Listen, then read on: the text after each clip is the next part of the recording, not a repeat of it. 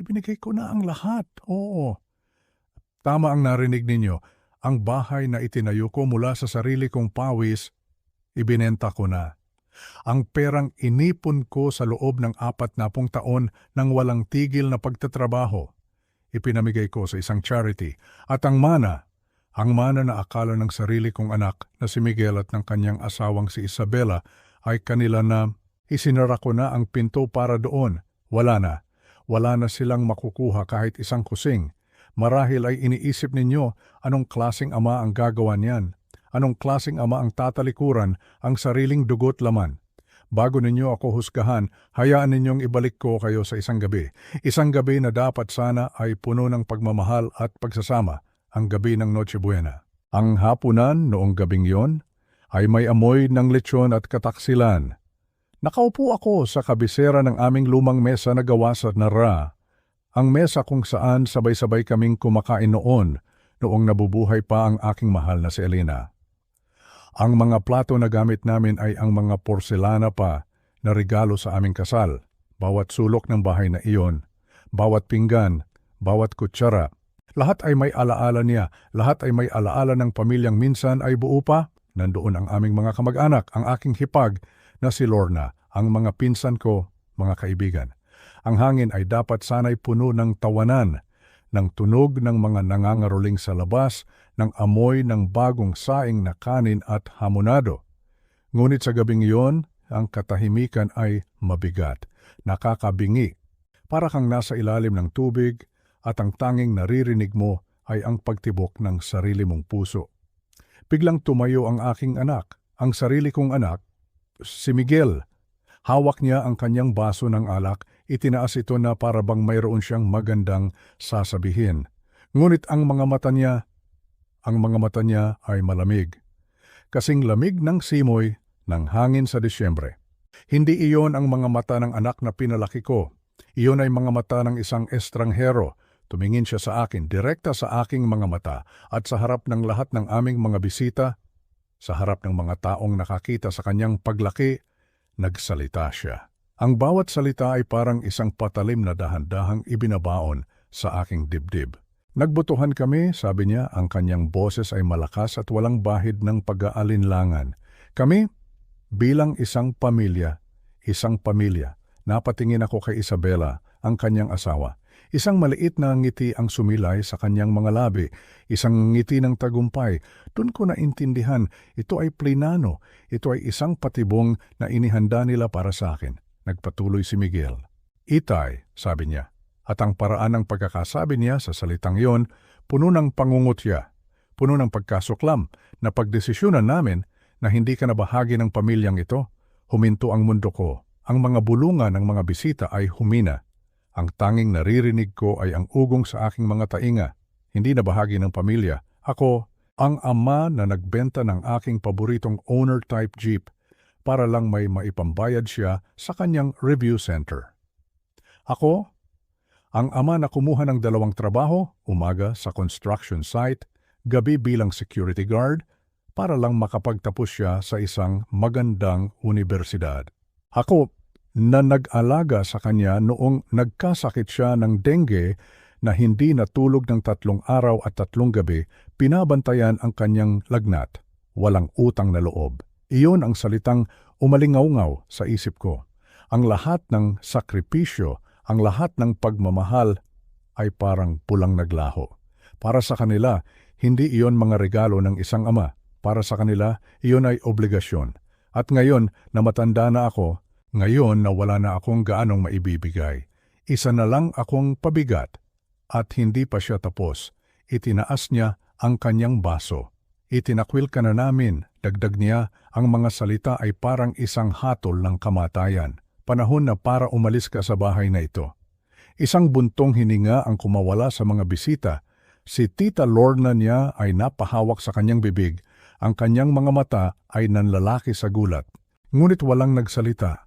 Walang kumibo para ipagtanggol ako, marahil dahil sa gulat o marahil dahil naniwala na sila sa mga kasinungalingang ikinalat ni Miguel at Isabela. Mga kwentong ako daw ay ulyanin na wala na ako sa tamang pag-iisip. Sa sandaling iyon, dapat sana ay gumuho ang mundo ko. Dapat sana ay sumigaw ako, nagmakaawa o umiyak. Ngunit hindi. Isang kakaibang kapayapaan ang bumalot sa akin. Ang kapayapaan ng isang taong wala nang maaaring mawala pa. Ang sakit ay napakalalim, napakatindi, kaya't ito ay naging kalmado. Dahan-dahan, tumingin ako pabalik sa kanila. Una kay Miguel, ang estranghero na may mukha ng aking anak. Pagkatapos ay kay Isabela, ang ahas na tinanggap ko sa aking tahanan. At sa halip na magalit, ngumiti ako. Isang maliit, malungkot na ngiti dahil alam ko ang isang bagay na hindi nila alam. Akala nila ito na ang katapusan ko. Akala nila sa wakas ay nakuha na nila ang gusto nila. Ang bahay, ang pera, ang lahat. Pero ang hindi nila alam, ang kanilang mga salita ay hindi ang katapusan. Ito ay ang simula pa lamang. Hindi ito paghihiganti? Hindi. Ang paghihiganti ay para sa mga taong galit. Ang nararamdaman ko ay higit pa sa galit. Ito ay isang pangangailangan para sa katarungan. Katarungan para sa aking yumaong asawa. Katarungan para sa bawat patak ng pawis na ibinuhos ko para sa pamilyang ito. Katarungan para sa isang matandang ama na ang tanging kasalanan ay ang magmahal ng sobra. Kaya't sa gitna ng kanilang paghihintay na ako ay masira, dahan-dahan kong inabot ang isang bagay mula sa ilalim ng aking upuan, isang simpleng brown folder, walang marka, walang pangalan. Itinayo ko ang aking sarili at dahan-dahang lumakad palapit kay Miguel. Ang bawat hakbang ay mabigat, ngunit may layunin. Inabot ko sa kanya ang folder. Kung gayon, sabi ko, ang aking boses ay kalmado, ngunit matatag, sapat na para marinig ng lahat. Ito ang pamamaalam na regalo ko para sa iyo, anak. Ang kanyang kumpiyansa ay biglang naglaho. Nag-aalangan siyang kinuha ito mula sa aking mga kamay. Nagtinginan sila ni Isabela, puno ng pagtataka, at nang buksan niya ito, ang kanyang sigaw ang bumasag sa katahimikan ng gabing iyon ng Pasko. Isang sigaw ng takot, ng gulat at ng pagkaunawa na ang larong sinimulan nila ay hindi magtatapos sa paraang inaasahan nila. Nagsisimula pa lamang ang lahat. At pagsisisihan nila ang bawat salitang binitawan nila. Bago tayo magpatuloy, mangyaring mag-subscribe sa channel at ipaalam sa amin kung saan kayo nakikinig sa mga komento. Nang isara ko ang pinto ng aking silid, ang ingay mula sa hapagkainan ay tila isang malayong alingawngaw na lamang, isang masamang panaginip na gusto kong kalimutan, ngunit ang sakit ay nandito pa rin, nakatarak sa aking dibdib na parang isang punyal.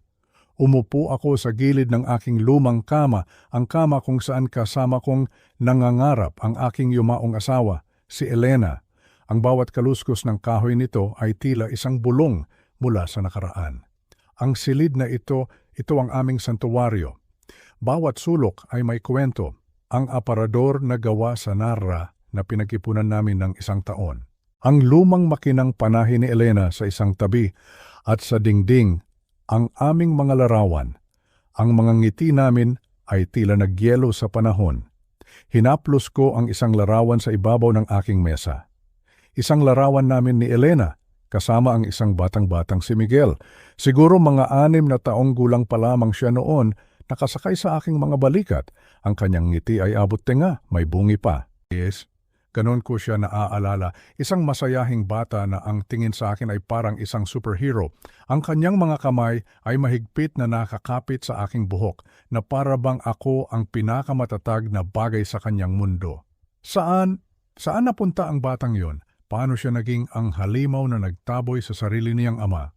Ang mga alaala ay bumuhos na parang isang rumaragasang ilog at hindi ko na ito mapigilan. Naalala ko ang mga araw na halos hindi na ako umuuwi dahil sa 2 trabaho.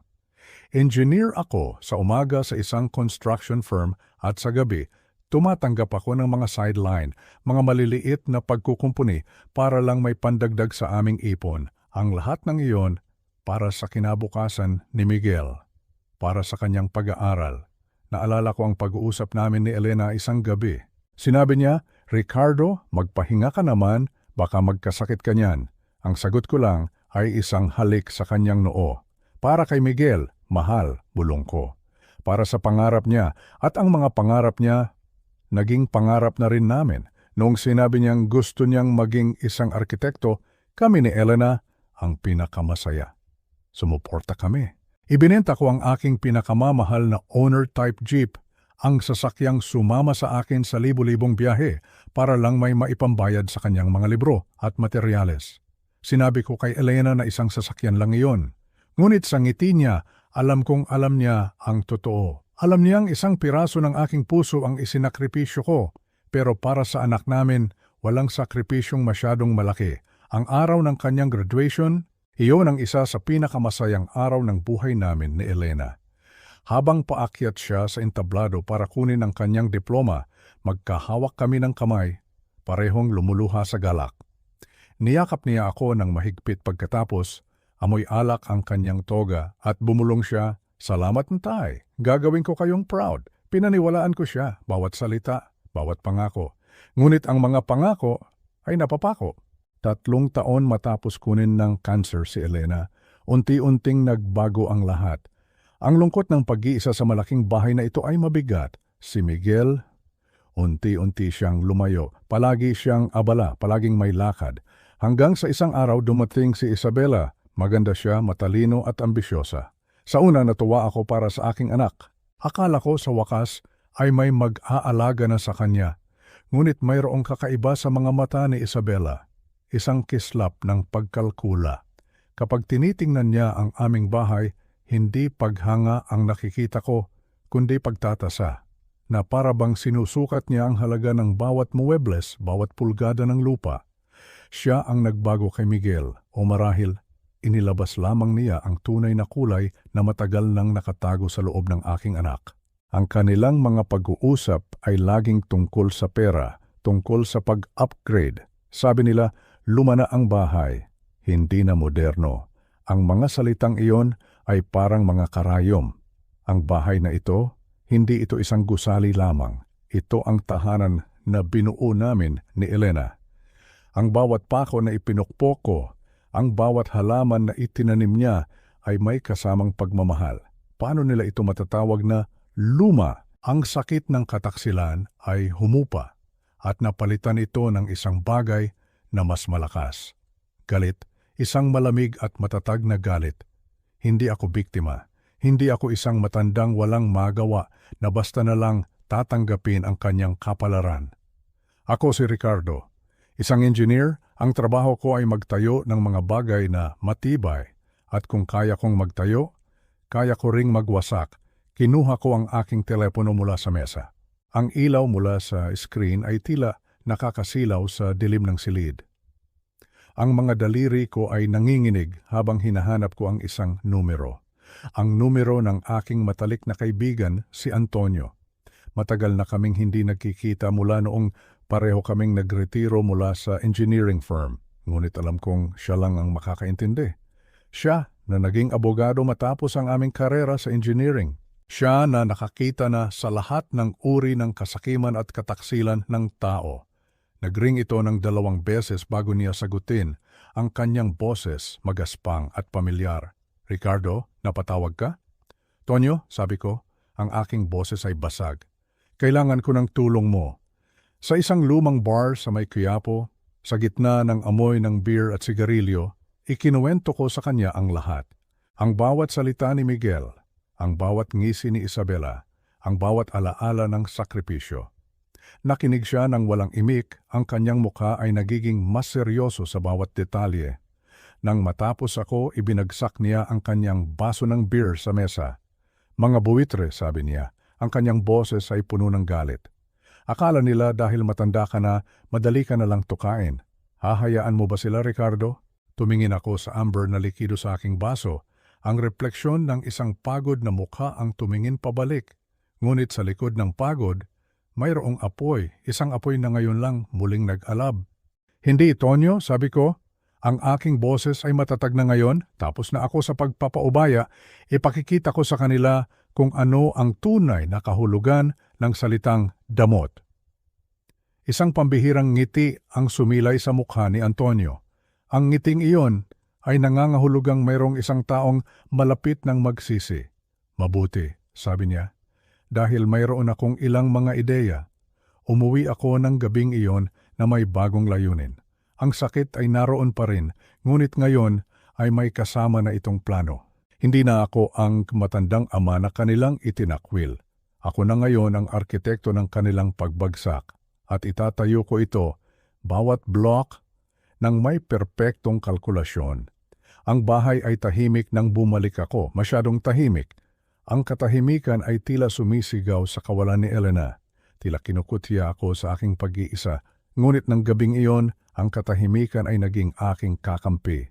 Sina Miguel at Isabela ay malamang na nasa kanilang silid, nasa itaas, nagbubunyi sa kanilang inakalang tagumpay, hindi alam na ang pundasyon ng kanilang mundo ay malapit ng gumuho. Ang aking plano na binuo kasama ni Antonio ay simple ngunit nangangailangan ng katibayan. Kailangan ko ng ebidensya at alam ko kung saan magsisimula, sa kusina.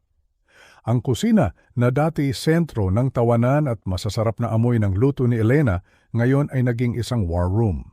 Sa ibabaw ng mesa, doon mismo kung saan sila nag-iwan ng mga maruruming plato, ay nakakalat ang isang tumpok ng mga sulat at papel. Ang katamaran at kapabayaan ni Miguel ang kanyang magiging kahinaan. Palagi siyang ganoon, makalat. Walang pakialam sa mga detalye. Akala niya, dahil matanda na ako, hindi ko napapansinin ang mga ito. Nagkamali siya. Gamit lamang ang maliit na ilaw mula sa aking cellphone, sinimulan kong suriin ang mga papel, isa-isa. Ang aking mga kamay ay gumagalaw ng may bagong sigla. Ang puso ko ay tumitibok ng mabilis, hindi sa takot, kundi sa pananabik. Ang bawat dokumento ay isang bintana sa kanilang sikretong buhay, isang buhay na binuo sa kasinungalingan at utang. Ang una kong nakita ay isang credit card statement, nakapangalan kay Isabela. Ang mga mata ko ay nanlaki sa mga numerong nakasulat doon. Isang utang na umaabot sa halos 700,000 piso. 700,000, pinasa ko ang mga detalye. Mga mamahaling restaurant sa BGC, mga butik sa Greenbelt, at ang pinakamatindi sa lahat, isang charge na 120,000 piso para sa isang handbag, isang pirasong katad na may pangalan ng isang dayuhan. Ang halagang iyon ay sapat na para bayaran ang aming bill sa kuryente at tubig sa loob ng 2 taon. Isang mapait na ngiti ang gumuhit sa aking mga labi. Ito ang babaeng tumawag sa aking bahay na isang museo, ang babaeng kinutya ang mga muebles na pinili ng aking asawa.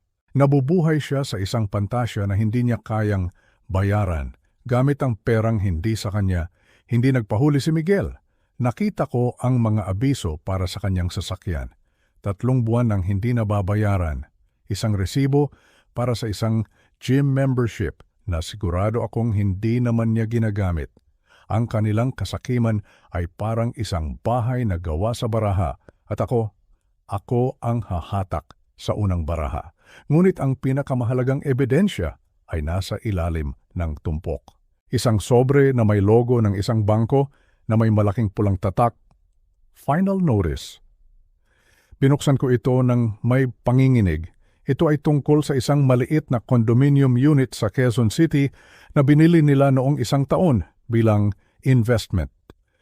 Ipinagyabang pa ito ni Miguel sa isang hapunan, sinasabing ito raw ang magpapayaman sa kanila. Ngayon, ang investment na iyon ay malapit ng bawiin ng bangko. 2 buwan na silang hindi nakakabayad sa mortgage. Iyon na, iyon ang pako sa kanilang kabaong. Maingat kong kinuha ang aking maliit na kwaderno, ang parehong kwaderno na ginagamit ko noon para sa aking mga kalkulasyon sa engineering. Ngayon, ito ay para sa ibang uri ng proyekto.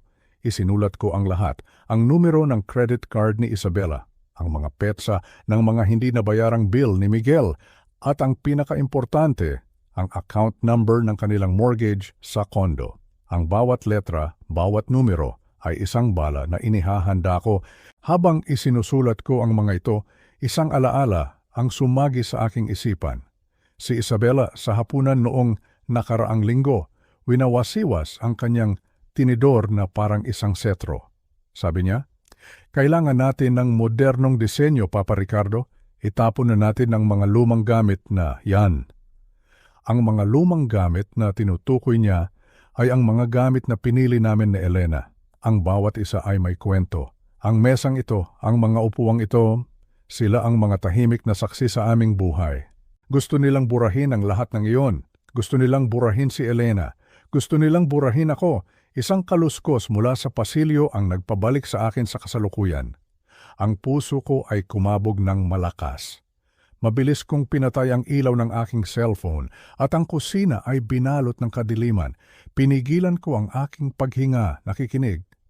Mga yabag, pababa ng hagdanan, mabagal, mabigat si Miguel. Mabilis kong isinara ang aking kwaderno. Isinuksok ito sa bulsa ng aking pantalon at maingat na ibinalik ang mga papel sa kanilang magulong pagkakaayos. Kailangan kong umalis doon. Tahimik akong gumalaw. Ang aking mga paa ay halos hindi lumilikha ng tunog sa sahig na tiles. Ang aking kamay ay dumapo sa seradura ng pinto ng kusina. Malamig. Huminto ako, nakikinig habang ang mga yabag ay tumigil sa labas lamang. Tay? Ang boses ni Miguel ay antok ngunit may bahid ng hinala. Nandyan ka ba? Hindi ako sumagot. Ang aking pulso ay kalmado na. Ang aking isip ay matalas. Ang takot ay napalitan na ng determinasyon. Dahan-dahan kong binuksan ang pinto, sapat lang para makalusot. Ang mga bisagra ay hindi umingit. Salamat sa aking regular na paglalagay ng langis sa mga ito sa loob ng maraming taon. Ang pasilyo ay madilim. Ang anino ni Miguel ay malaki sa kabilang dulo. Lumabas ako ng walang hininga at nagtago sa mga anino ng bahay na mas kabisado ko pa kaysa sa kanila. Habang paakyat ako sa aking silid gamit ang hagdanan sa likod, hawak ko ng mahigpit ang kwaderno sa aking bulsa. Ito ay higit pa sa isang listahan ng mga utang.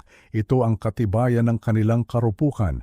Ito ang mapapatungo sa kanilang pagbagsak. At ako ang maglalatag ng daan.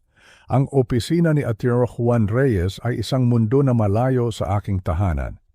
Makintab na sahig, mga pader na salamin, at ang amoy ng bagong giling na kape at tinta. Ito ang mundo ng batas. Isang mundo ng mga patakaran at kahihinatnan. At sa unang pagkakataon sa loob ng mahabang panahon, naramdaman kong nasa tamang lugar ako. Inilatag ko ang aking kwaderno sa kanyang malaking mesa na gawa sa mahogany. Bawat pahina ay puno ng aking sulat kamay na mga tala, mga numero, petsa, pangalan. Si Attorney Reyes, isang lalaking nasa edad 50 na may matalas na mga mata at buhok na nagsisimula ng mamuti sa mga gilid, ay sinuri ang bawat detalye ng may matinding konsentrasyon. Hindi siya nagsalita, tanging ang tunog lamang ng kanyang ballpen na tumutunog habang binabasa niya ang aking mga natuklasan. Siya ang inirekomenda ni Antonio, isang dalubhasa sa family at property law. Ginong Ricardo, sabi niya sa wakas, itinaas ang kanyang tingin mula sa mga papel. Ang kanyang boses ay kalmado at propesyonal. Ito ay isang malakas na kaso, ngunit kailangan kong itanong, sigurado ka ba sa gusto mong gawin? Kapag sinimulan natin ito, wala nang atrasan. Tumingin ako sa labas ng kanyang bintana sa mga nagtataas ang gusali ng Makati. Ang bawat isa ay itinayo ng may plano, may pundasyon, may istruktura. Ang pamilya ko, gumuho na ang pundasyon nito. Sila ang unang tumawid sa linya, attorney, sagot ko. Ang aking boses ay matatag. Hindi ako humihingi ng paghihiganti. Humihingi ako ng katarungan. Kinukuha ko lang ang sa akin. Isang bahagyang pagtango ang kanyang sagot. Kinuha niya ang isang bagong legal pad at nagsimulang magsulat. Kung gayon, magsimula tayo. Unahin natin ang pinakamahalaga. Ang una naming ginawa ay ang aking huling habilin at testamento. Ito ang pinakamasakit na bahagi. Sa loob ng maraming taon, nakasulat doon na si Miguel ang nag-iisang tagapagmana ng lahat ng aking ari-arian, ang bahay, ang mga ipon sa bangko, lahat. Sa isang pirma, binago namin ang lahat ng iyon, kinuha ko ang panulat, ang bigat nito ay tila 100 beses na mas mabigat. Ang bawat letra sa aking pangalan ay parang isang paalam. Inalis ko si Miguel ng tuluyan, ang bagong benepisyaryo, isang lokal na ampunan para sa mga bata, ang parehong ampunan na madalas dalawin ni Elena. Alam kong iyon ang gugustuhin niya. Ito ay isang pinal na desisyon, isang pinto na isinara ko magpakailanman. Sunod, ang joint account. Isang lumang account na binuksan ko para kay Miguel nung siya ay nasa kolehiyo pa, para mayroon siyang madudukot para sa kanyang mga gastusin. Hindi niya ito isinara at paminsan-minsan ay ginagamit pa rin niya. At dahil ako ang primary account holder, meron akong kapangyarihan dito. Isang tawag sa telepono sa bangko, ilang mga katanungan para sa verifikasyon at iyon na. Naka-freeze na po ang account, Mr. Wilson, sabi ng babae sa kabilang linya. Simple, mabilis, epektibo. Hindi ito malalaman ni Miguel hanggat hindi niya sinusubukang gamitin ito at naiisip ko na ang kanyang pagkataranta. Ang pinakahuling hakbang para sa araw na iyon ay ang pinakakomplikado at ang pinakamahalaga, ang bahay. Hindi natin sila basta-basta mapapaalis, lalo na't anak mo siya, paliwanag ni Atiros Reyes. Ang kailangan nating gawin ay protektahan ang iyong pagmamay-ari sa paraang hindi nila ito magagalaw. Iminungkahi niya ang pagtatatag ng isang irrevocable trust. Isang legal na instrumento kung saan ililipat ko ang pagmamay-ari ng bahay sa trust at ako ang magiging nag-iisang trustee at benepisyaryo habang ako ay nabubuhay. Sa ganitong paraan, legal na hindi na sa akin ang bahay kundi sa trust. At dahil ako ang trustee, ako ang may ganap na kontrol. Hindi nila ako maaaring piliting ibenta ito, hindi nila ito maaaring angkinin. Ito ang aking kuta, ang aking huling depensa. Pumirma ako sa napakaraming dokumento. Ang aking kamay ay nagsimula ng mangawit, ngunit hindi ako tumigil. Ang bawat pirma ay isang block na idinaragdag ko sa pader, sa pagitan ko at ng kanilang kasakiman. Ang engineer sa loob ko ay humanga sa ganda ng istruktura ng batas. Bawat probisyon, bawat sugnay ay isang perpektong disenyo para sa proteksyon. Sa ngayon, tapos na tayo, Ricardo, sabi ni Atiki Reyes habang inaayos ang mga dokumento. Ang susunod na hakbang ay maghintay. Hayaan nating sila ang gumawa ng susunod na pagkakamali. At hindi ako naghintay ng matagal. Paglabas ko ng kanyang opisina habang naglalakad sa abalang bangketa, tumunog ang aking telepono. Tiningnan ko ang screen. Si Miguel. Isang missed call. Ang puso ko ay kumabog, ngunit hindi ko ito sinagot. Pagkatapos ng ilang segundo, isa pang tawag. Hindi ko pa rin sinagot, naramdaman na niya. Naramdaman na niya ang unang pagyanig.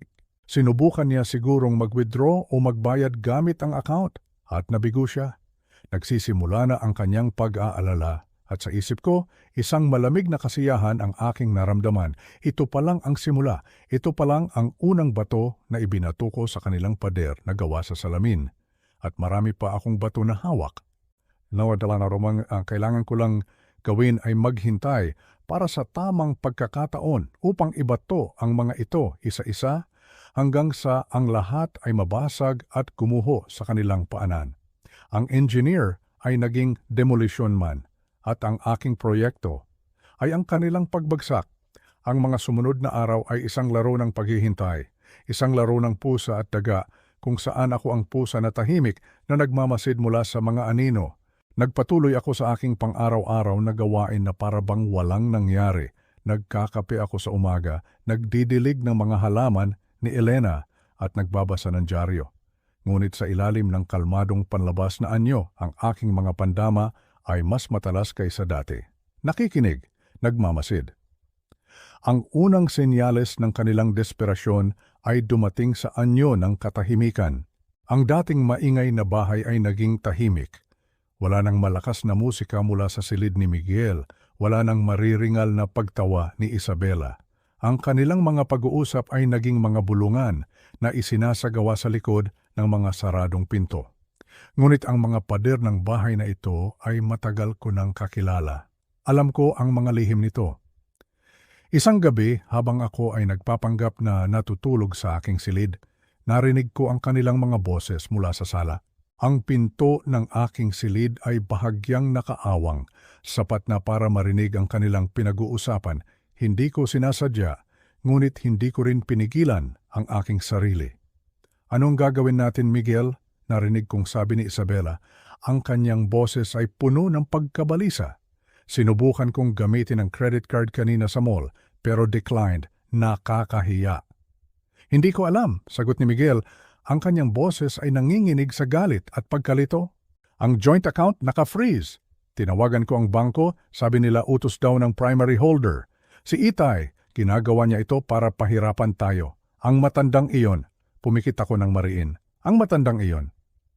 Ganoon na lang ang tawag niya sa akin ngayon, hindi na Itay. Kalma ka lang, sabi ni Isabela. Ang kanyang boses ay nagiging mas kalkulado na ngayon. Kung gusto niyang maglaro ng ganito, sige, kailangan nating mag-isip. Kung pera ang problema niya, marahil oras na para ipakita natin sa kanya kung sino talaga ang may control dito. Anong ibig mong sabihin? Narinig ko ang mga yabag ni Isabela. Ang bahay na ito, Miguel, sabi niya. Ang kanyang boses ay mas malapit na ngayon, mas mapanganib. Napakalaki nito para sa isang matanda. Mapanganib para sa kanya na mag-isa. Madali siyang madulas, madali siyang masaktan. Ang dugo ko ay tila ng lamig. Naiintindihan ko na kung saan patungo ang usapan nila. Maari nating sabihin na para ito sa kanyang sariling kapakanan, patuloy ni Isabela. Ibenta natin ang bahay. Lumipat tayo sa isang magandang kondo sa BGC, isang lugar na moderno. At siya, makakahanap tayo ng isang maliit na apartment para sa kanya. O marahil, isang magandang home for the aged, mas makabubuti para sa kanya, may mag-aalaga. Isang home for the aged. Isang bahay ampunan para sa mga matatanda, iyon ang kanilang plano para sa akin. Itapon ako na parang isang basahan matapos makuha ang lahat ng gusto nila. Ang kasamaan, ang purong kasamaan sa kanilang plano ay nakakagimbal. Hindi siya papayag ng tahimik, sabi ni Miguel. Hindi naman kailangang malaman niya ang lahat ng detalye, sagot ni Isabela. Kakausapin ko ang pinsan kong abogado. May mga paraan para rito kung maipapakita natin na hindi na siya nasa tamang pag-iisip, na siya ay isang panganib sa kanyang sarili, maaaring magbigay ang korte ng guardianship sa atin. Tayo ang magdedesisyon para sa kanya. Hindi na ako makahinga. Ang kanilang plano ay hindi lamang tungkol sa pagnanakaw ng aking pera at bahay. Ito ay tungkol sa pagnanakaw ng aking dignidad, ng aking kalayaan, ng aking pagkatao. Dahan-dahan kong kinuha ang aking cellphone mula sa ilalim ng unan. Pinuksan ko ang voice recorder app. Itinaas ko ito ng bahagya, itinutok sa direksyon ng pinto. Huli na para i-record ang nauna nilang pinag-usapan, ngunit hindi pa huli ang lahat. At kailangan nating kumilos ng mabilis, narinig kong sabi ni Isabela. Habang abala siya sa pag-freeze ng mga maliliit na account, tayo naman ay kukunin ang pinakamalaking premyo. Ang bawat salita ay malinaw na na-record. Ang kanilang kasakiman, ang kanilang kataksilan, lahat ay nakatago na ngayon sa isang maliit na digital file. Ito na ang ebidensya na kailangan ko. Ang ebidensya na magpapatunay sa lahat ng aking sasabihin. Ito ang kanilang sariling mga salita na gagamitin ko para sila ay wasakin. Kinabukasan, ang kanilang plano ay nagsimula ng umusad. Nakatanggap ako ng tawag mula sa aking hipag, si Tita Lorna. Ricardo, sabi niya, ang kanyang boses ay puno ng pag-aalala. Kinausap ako ni Miguel, sabi niya, hindi ka raw masyadong maayos nitong mga nakaraang araw. Nakakalimot ka raw.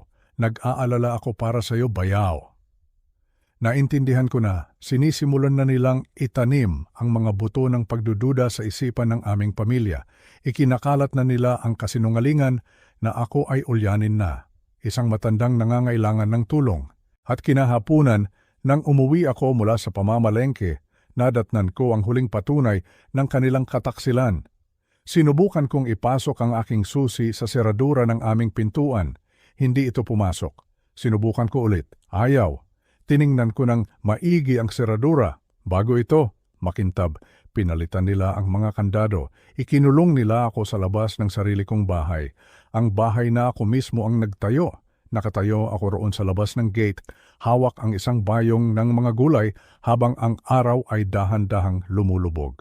Isang pakiramdam ng kawalan ng pag-asa ang nagsimulang gumapang sa akin. Sa isang sandali, naramdaman ko ang pagod. Gusto ko nang sumuko. Ngunit pagkatapos, naalala ko ang boses ni Isabela sa recording. kukunin natin ang pinakamalaking premyo. Hindi ako susuko. Tumingin ako sa bintana ng aking silid sa itaas, ang bintana kung saan madalas kaming nakadungaw ni Elena, pinapanood ang paglubog ng araw. Ito ay hindi lamang isang bahay. Ito ang aking buhay at ipaglalaban ko ito hanggang sa aking huling hininga. Kinuha ko ang aking cellphone at tinawagan si Atty. Reyes. Attorney, sabi ko, ang aking boses ay malamig na parang yelo. Oras na para sa susunod na hakbang. Pinalitan nila ang mga kandado. Ang pakiramdam na nakatayo sa labas ng sarili mong bahay, hawak ang susi na wala ng silbi, ay isang bagay na mahirap ipaliwanag.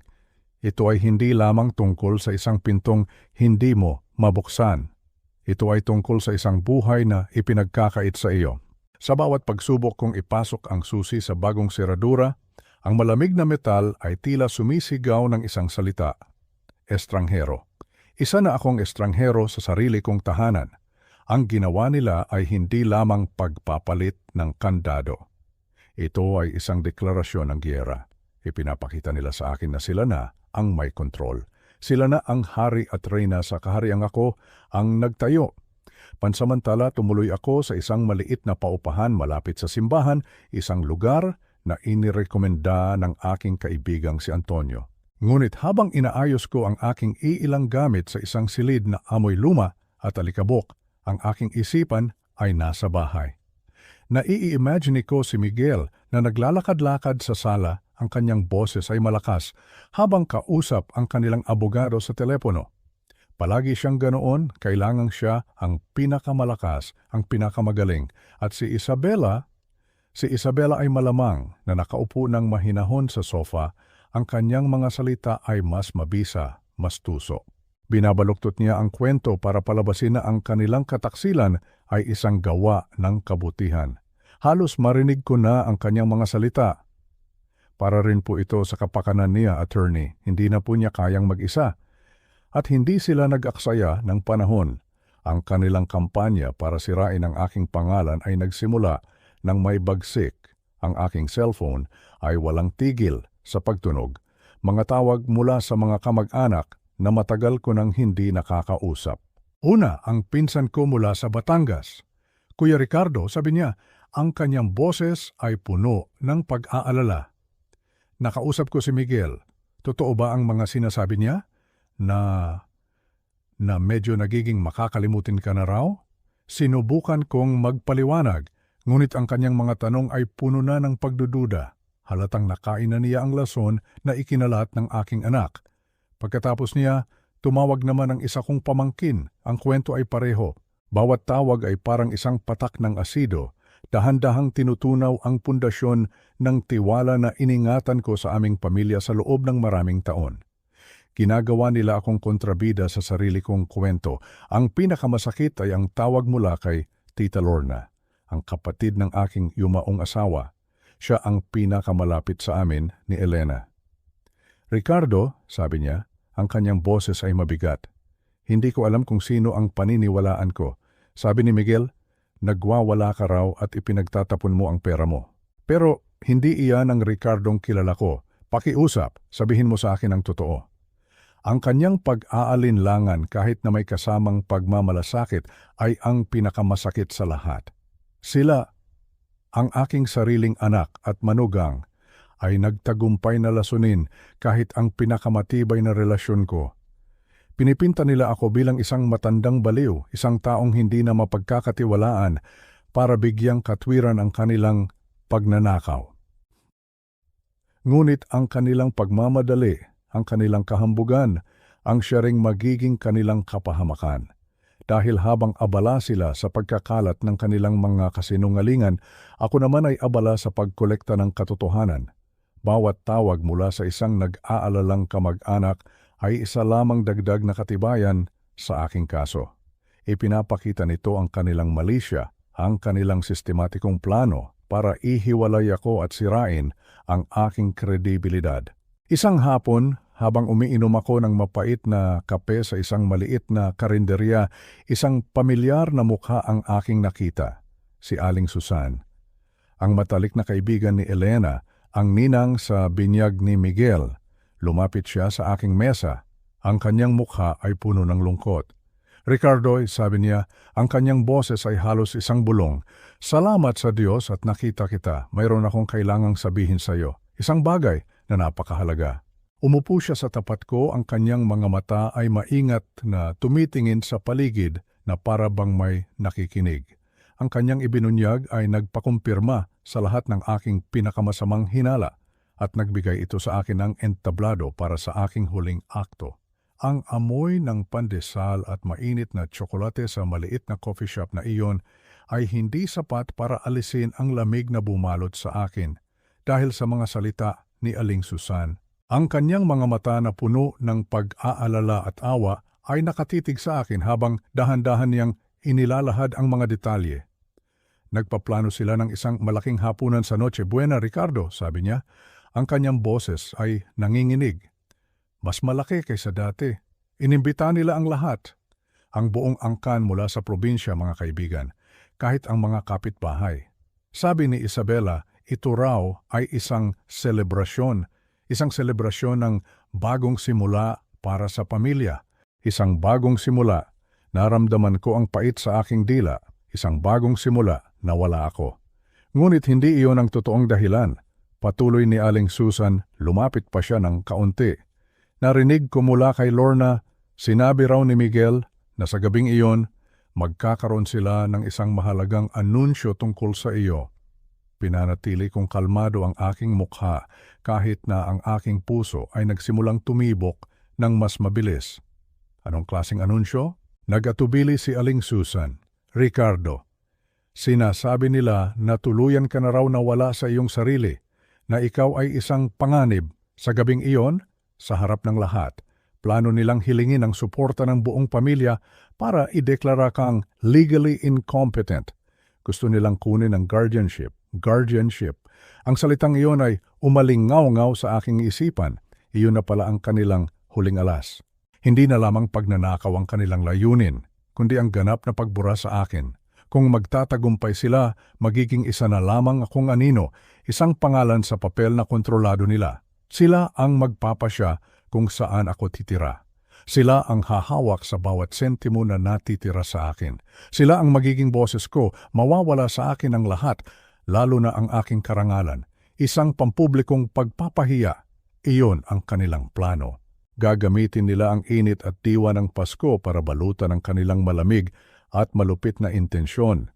Ipakikita nila ang kanilang sarili bilang mga mapagmahal na anak na nag-aalala lamang sa kanilang matandang ama. Sila ang magiging bida at ako ang kaawa-awang matanda na kailangang iligtas mula sa kanyang sarili. Napakatalino, napakasama. Ngunit habang nakikinig ako, isang ibang ideya ang nabuo sa aking isipan. Ang kanilang perpektong patibong ay maaari ring maging aking perpektong entablado. Nagpasalamat ako kay Aling Susan. Ang kanyang impormasyon ay mas mahalaga pa kaysa sa ginto. Habang naglalakad ako palayo sa coffee shop, ang simoy ng hangin ng Disyembre ay hindi na kasing lamig. Mayroon ng apoy sa loob ko. Isang plano ang nabubuo, bawat piraso ay nalalagay sa tamang lugar. Gusto nila ng isang palabas? Bibigyan ko sila ng isang palabas. Isang palabas na hinding-hindi nila malilimutan. Kinabukasan, bumalik ako sa opisina ni Atier Reyes. Ngunit sa pagkakataong ito, hindi ako isang kliyenteng humihingi ng tulong. Isa na akong general na naglalatag ng kanyang plano sa labanan. Attorney, sabi ko, inilapag ang isang bagong folder sa kanyang mesa. May pagbabago sa plano. Sila ang gagawa ng unang hakbang at kailangan nating maging handa. Ikinuwento ko sa kanya ang tungkol sa Noche Buena, tungkol sa kanilang plano para sa guardianship. Isang ngiti ang sumilay sa labi ni Ataymer Reyes. Ricardo, sabi niya, ito ay isang regalong nahulog mula sa langit. Ibinibigay nila sa atin ang lahat ng kailangan natin sa isang silver platter. Sa mga sumunod na araw, ang kanyang opisina ang naging aming war room. Nagtrabaho kami ng walang tigil. Bawat dokumento ay inihanda ng may pinakamataas na antas ng pag-iingat. Ang aking mga ebidensya, ang mga bank statement, ang mga overdue notice, ang transcript ng voice recording, ay inayos at pinatunayan. gumawa si Atty. Reyes ng isang matibay na kaso, hindi lamang para protektahan ako, kundi para isalaysay ang buong kwento ng kanilang panloloko. At pagkatapos, inihanda namin ang aming sandata, ang aming huling bala. Ang huling linggo bago ang Pasko ay lumipas na parang isang kisap mata. Bawat araw ay ginugol sa paghahanda. Hindi ito paghahanda para sa selebrasyon, kundi paghahanda para sa isang pagtutuos. Sa tulong ni Atty. Reyes, binuo namin ang isang armas na mas matalas pa kaysa sa anumang patalim, isang armas na gawa sa papel at katotohanan. At lahat ng ito ay nakalagay sa loob ng isang simpleng brown folder. Sa labas ang folder ay mukhang ordinaryo. Ngunit sa loob nito nakatago ang kanilang katapusan. Ang unang pahina ay ang pinakamabagsik, isang legal na eviction notice. Isang utos na nagpapaalis sa kanila mula sa aking bahay. Dahil sa irrevocable trust na aming itinatag, ako, bilang trustee, ay may ganap na karapatang paalisin ang sinumang nakatira doon na walang pahintulot. Ang kanilang pangalan ay malinaw na nakasulat, Miguel at Isabela. Mayroon silang 30 araw para lisanin ang lugar. Ang dokumentong ito na may selyo ng korte ang magiging unang sampal sa kanilang mukha. Ang sumunod na mga pahina ay ang mga detalye ng kanilang pagkawasak sa pinansyal.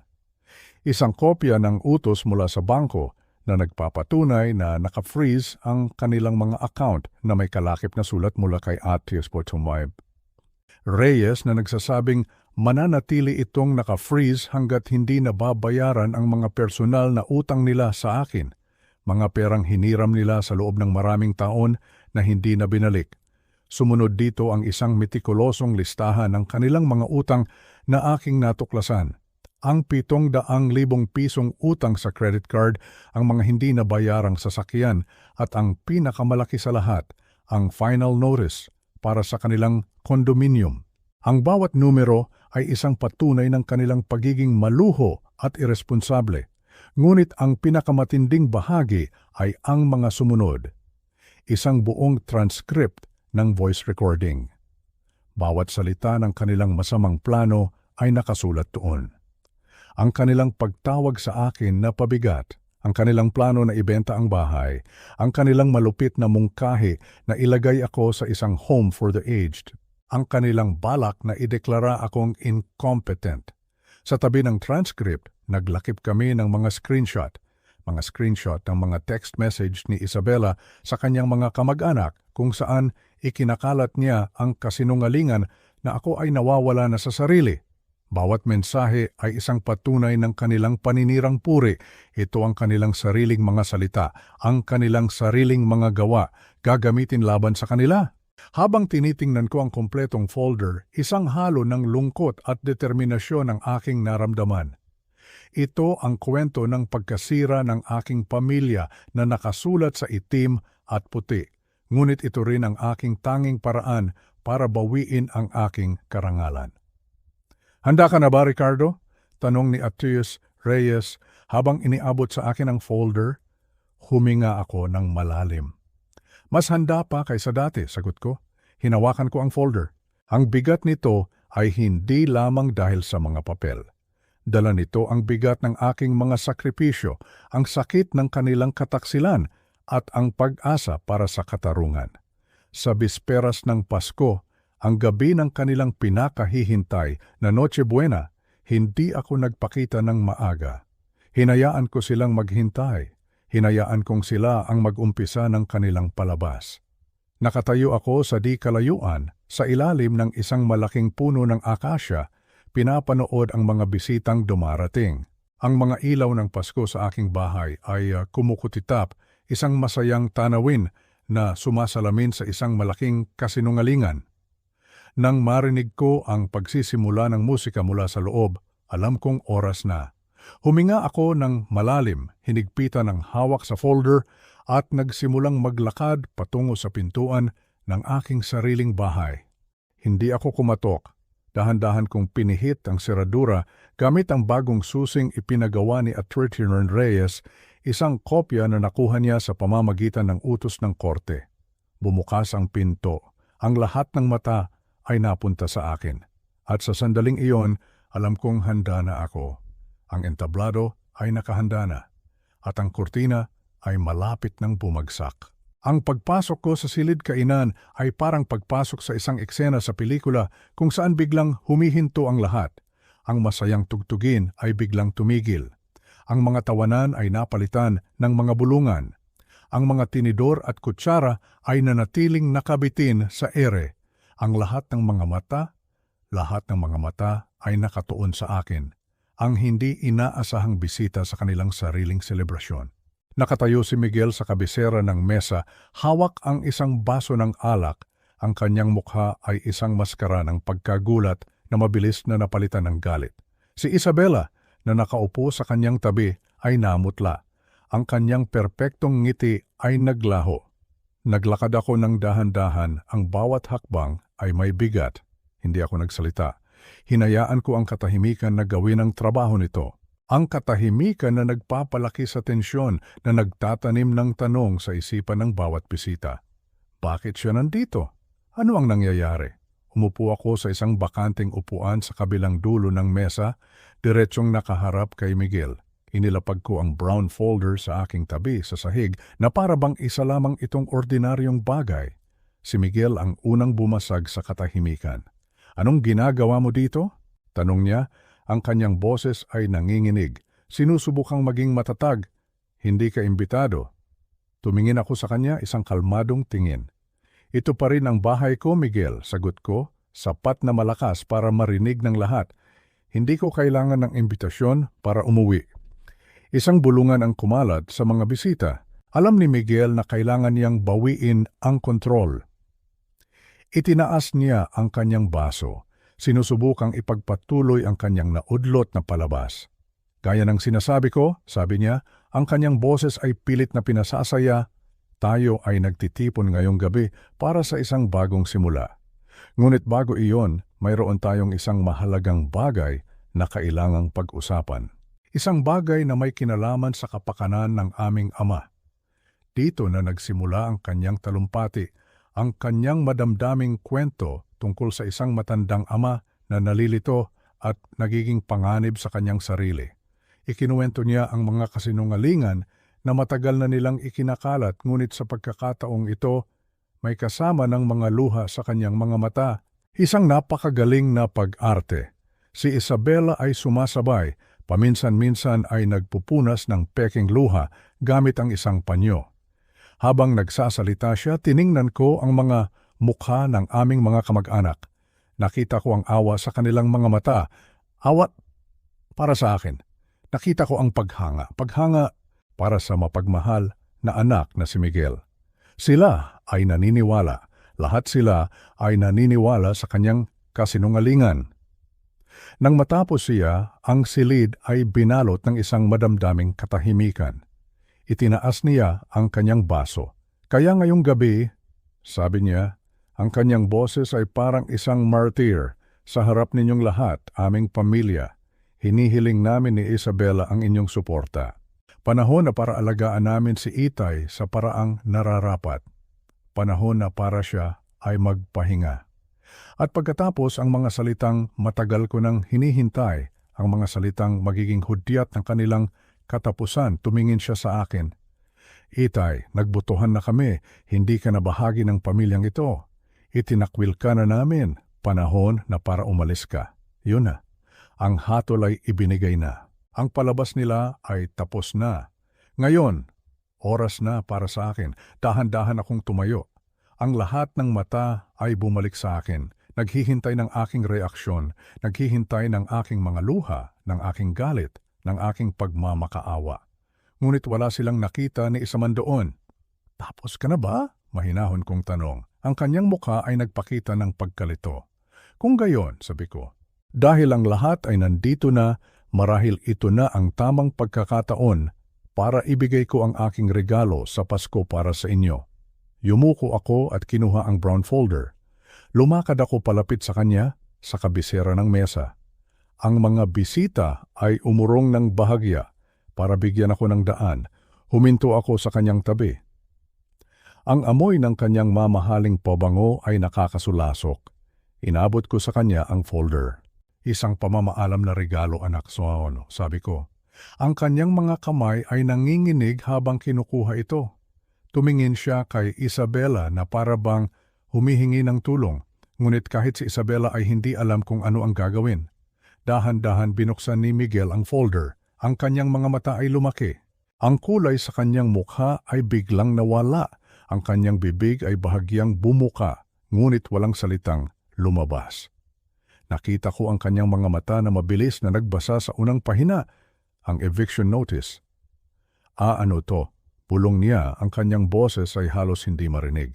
Buklatin mo pa, sabi ko. Nanginginig niyang binuklat ang susunod na pahina, ang utos ng korte. Ang mga bank statement, ang listahan ng kanilang mga utang. Ang kanyang hininga ay naging mabilis at mababaw. At pagkatapos, ang transcript. Nang makita niya ang kanyang sariling mga salita na nakasulat sa papel, ang kanyang plano na itapon ako, ang kanyang pagtawag sa akin na pabigat, ang folder ay nahulog mula sa kanyang mga kamay. Ang mga papel ay kumalat sa mesa, sa ibabaw ng lechon, sa tabi ng mga baso ng alak. Hindi, sigaw niya. Isang sigaw na puno ng pagkatakot at pagkabigla. Isang sigaw na bumasag sa mahikang kanyang nilikha. Ang mga bisita ay nagsimulang tumayo, dinadampot ang mga papel. Narinig ko ang mga impit na sigaw. Narinig ko ang mga bulungan. Diyos ko po, ikwark. Nakalagay dito. Basahin mo ito, Lorna. Ang maskara ay natanggal na. Ang katotohanan sa lahat ng kasamaan nito ay nakalantad na para makita ng lahat. Ang palabas nila ay tapos na. At ang tunay na palabas ay ngayon pa lamang nagsisimula. Ang mga araw pagkatapos ng gabing iyon ng Noche Buena ay malabo na parang isang panaginip na dumaan. Ang bahay na dati puno ng tensyon at mga bulong ay biglang nabalot ng isang kakaibang katahimikan. Isang katahimikang mabigat at malungkot. Sina Miguel at Isabela, naglaho sila na parang bula. Hindi sila nagpaalam. Isang umaga paggising ko, wala na ang kanilang sasakyan. Ang kanilang silid ay bukas, ang kama ay hindi inayos, at ang aparador ay walang laman. Kinuha nila ang kanilang mga damit, ang kanilang mga mamahaling gamit, at umalis. Iniwan nila ang gulo. Iniwan nila ang kahihiyan. Iniwan nila ang isang amang may pusong basag. Maraming nagsasabi na dapat ay masaya ako, na dapat ay nagbubunyi ako, nanalo ako, hindi ba? Naibunyag ko ang katotohanan, nakuha ko ang hustisya. Ngunit habang nakaupo ako sa sala, sa gitna ng katahimikan, walang saya na dumating, walang pakiramdam ng tagumpay. Ang tanging naroon ay isang malalim na kalungkutan. Dahil sa huli, kahit gaano pa kasama ang kanilang ginawa, si Miguel ay anak ko pa rin. At ang pagkawala ng isang anak kahit sa anong paraan ay isang sugat na hindi na kailanman maghihilom. Ang bahay na ipinaglaban ko ng husto ay hindi na pareho. Ang bawat sulok ay may anino ng kanilang kataksilan. Ang hapagkainan ay tila sumisigaw sa alaala ng kanilang mga sigaw. Ang sala ay nagpapaalala sa akin ng kanilang mga kasinungalingan. Hindi na ito ang tahanan na binuo namin ni Elena. Isa na lamang itong monumento ng isang nasirang pamilya. At doon ko napagdesisyunan. Kailangan ko ring umalis. Mabilis ang mga pangyayari. Tinawagan ko si Atayan Reyes. Sinabi kong ibenta ang bahay. Nagulat siya, ngunit naintindihan niya. Sa loob ng isang buwan, may dumating na isang batang pamilya. Isang mag-asawang may 2 maliliit na anak. Nakita ko sa kanilang mga mata ang parehong pangarap na mayroon kami ni Elena noon. Nakita ko ang pag-asa. Alam kong sa kanila, ang bahay na ito ay muling magiging isang tunay na tahanan. Pumirma ako sa mga papeles nang walang pag-aalinlangan. Habang iniabot ko ang susi sa bagong may-ari, isang bahagi ng aking puso ang tila naiwan doon. Ngunit isang mas malaking bahagi ang naramdamang malaya. Lumipat ako sa isang maliit na apartment sa syudad. Isang silid na may sapat na espasyo para sa akin at sa iilang gamit na pinili kong dalhin. Ang aking lumang kama, ang aparador na gawa sa Nara, at ang pinakamahalaga sa lahat, ang mga larawan namin ni Elena. Ang bintana ng aking apartment ay nakaharap sa syudad. Mula rito tanaw ko ang libo-libong mga ilaw, ang walang katapusang agos ng mga sasakyan. Sa una, ang ingay at gulo ay nakakapanibago, ngunit unti-unti natagpuan ko ang isang uri ng kapayapaan sa gitna nito. Dito ako ay isang estranghero, walang nakakakilala sa akin, walang nakakaalam sa aking kwento. Dito, maaari akong magsimulang muli, ngunit may isang bagay pa akong kailangang gawin. Isang huling bagay para tuluyan ko ng maisara ang aklat ng nakaraan. Isang gabi, habang ang ulan ay marahang tumatama sa aking bintana, umupo ako sa aking maliit na mesa. Naglabas ako ng isang pirasong papel at isang panulat. Ang ilaw mula sa maliit na lampara, ang tanging liwanag sa silid. Sa una, hindi ko alam kung ano ang isusulat. Ang mga salita ay tila ayaw lumabas. Ano ba ang dapat kong sabihin sa isang anak na nagtaksil sa akin? Pagkatapos ng mahabang katahimikan, nagsimula akong magsulat. Ang aking kamay ay nanginginig sa simula, ngunit unti-unti itong naging matatag. Hindi ito isang liham ng galit, hindi rin ito isang liham ng panunumbat. Miguel, sinimulan ko, habang isinusulat ko ito, hindi ko alam kung nasaan ka. At sa totoo lang, hindi na mahalaga. Isinusulat ko ito hindi para sa iyo, kundi para sa akin. Sa loob ng maraming gabi, tinatanong ko ang aking sarili kung saan ako nagkamali. Bilang isang ama, ano ang hindi ko na ibigay? Binigyan kita ng edukasyon, ng tahanan, ng lahat ng material na bagay na kaya kong ibigay. Ngunit marahil, mayroon akong nakaligtaan. Marahil ay masyado akong naging abala sa pagtatrabaho para bigyan ka ng magandang buhay. Kaya't nakalimutan kong turuan ka kung paano maging isang mabuting tao. Kung mayroon man akong pagkukulang, patawarin mo ako. Naaalala ko pa noong bata ka. Ang paborito mong gawin ay ang umupo sa aking mga balikat habang naglalakad tayo sa parke. Sabi mo, mula doon, kaya mong makita ang buong mundo. Ikaw ang aking mundo noon, Miguel. Ikaw at ang iyong ina. Ang bawat sakripisyo, bawat pagod ay nagiging walang halaga kapag nakikita ko ang iyong ngiti. Hindi ko alam kung ano ang nangyari sa batang iyon. Hindi ko alam kung paano napalitan ng kasakiman at galit ang kanyang puso. Marahil ay kasalanan ko, marahil ay hindi. Ngunit sa puntong ito, hindi na iyon ang mahalaga. Ang mahalaga ay ang pagtanggap. Tinatanggap ko na wala na ang pamilyang minsan ay mayroon tayo. Tinatanggap ko na ang anak na pinalaki ko ay iba na sa lalaking kaharap ko noong gabing iyon. At kailangan kong tanggapin na kailangan ko nang magpatuloy. Kaya't ito na, anak. Pinapatawad kita. Pinapatawad kita hindi dahil sa tingin ko ay karapat-dapat ka rito. Pinapatawad kita hindi para mabura ang sakit na idinulot mo. Pinapatawad kita dahil ito ang tanging paraan para ako ay makalaya. Ang galit ay isang mabigat na pasanin, Miguel, at pagod na akong buhatin ito. Ayoko nang gugulin ang mga natitirang taon ng aking buhay na may dalang sama ng loob. Naway mahanap mo ang kapayapaan, naway matutunan mo mula sa iyong mga pagkakamali. At naway balang araw, bago mahuli ang lahat, ay maintindihan mo ang tunay na halaga ng isang pamilya. Hindi ito tungkol sa pera o sa isang bahay, ito ay tungkol sa pagmamahal, sa respeto at sa utang na loob. Ito na ang huling beses na isusulat ko ang iyong pangalan. Ito na ang huling beses na iisipin kita bilang isang sugat. Mula ngayon, ikaw ay magiging isang alaala na lamang, isang mapait na aral. Paalam, anak, nagmamahal ang iyong ama. Tinupi ko ang liham at inilagay sa isang sobre. Hindi ko alam kung saan ito ipapadala. Marahil ay hindi ko na ito ipapadala. Ang pagsusulat nito, iyon na mismo ang mahalaga. Ang paglalabas ng lahat ng nasa loob ko. Tumayo ako at lumapit sa bintana. Ang ulan ay tumila na. Ang mga ilaw ng syudad ay kumikinang na parang mga bituin sa lupa. Ang hangin ay sariwa. Sa unang pagkakataon sa loob ng napakatagal na panahon, naramdaman kong kaya ko nang huminga ng maluwag. Ang folder na puno ng ebidensya, yun ang aking sandata para sa katarungan. Ngunit ang liham na ito ang aking susi para sa kapayapaan. Hindi na ako ang matandang ama na kanilang itinakwil. Hindi na ako ang engineer na nagplano ng isang perpektong pagbagsak. Ako na ngayon si Ricardo, isang simpleng tao.